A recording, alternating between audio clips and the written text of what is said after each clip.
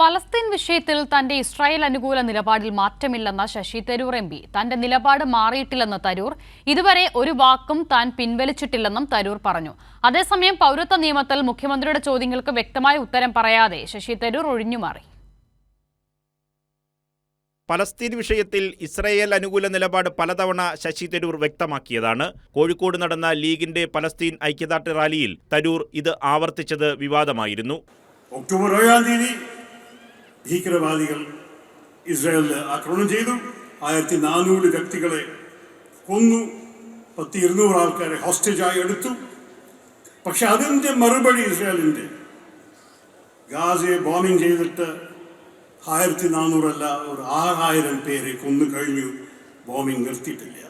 അതേ നിലപാടിൽ ഉറച്ചു നിൽക്കുകയാണെന്നാണ് അദ്ദേഹം തിരുവനന്തപുരത്ത് വീണ്ടും പ്രതികരിച്ചത്. അപ്പോൾ ഞാൻ നിങ്ങളോട് പറയട്ടെ, ഈ കാര്യത്തിൽ എൻ്റെ സ്റ്റാൻഡ് കൺസിസ്റ്റൻ്റ് ആണ്. ഞാൻ ഒരു വർഗീയ വിഷയത്തിൽ ഒരിക്കലും ഇറങ്ങിയിട്ടില്ല.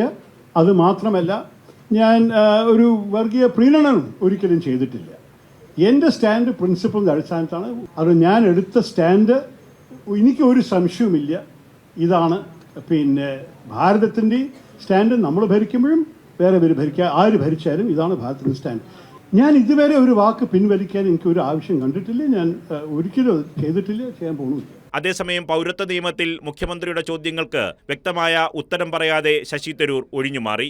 ഞാൻ ചോദ്യം കാണാത്തതിന് ഞാൻ മറുപടി പറയുന്നേക്കാൻ ഞാൻ ഇവിടെ ഓടി നടക്കുകയാണ് പ്രചരണം ചെയ്തിട്ട്. അതുകൊണ്ട് എനിക്ക് മുഖ്യമന്ത്രി പറയുന്ന എല്ലാ വാക്കുകളും കേൾക്കാൻ സാധിച്ചു. എന്നെക്കുറിച്ച് പറഞ്ഞത് ഞാൻ കേട്ടു, അതുകൊണ്ട് ഞാൻ മറുപടി പറയുന്നു. പക്ഷേ ഇതൊക്കെ ഞാൻ പഠിച്ചിട്ട് പറയാം, അല്ലെങ്കിൽ നമ്മുടെ പാർട്ടിയുടെ വാക്താവ് ഉണ്ടാവാൻ മറുപടി കൊടുക്കാൻ. കൈരളി ന്യൂസ്, തിരുവനന്തപുരം.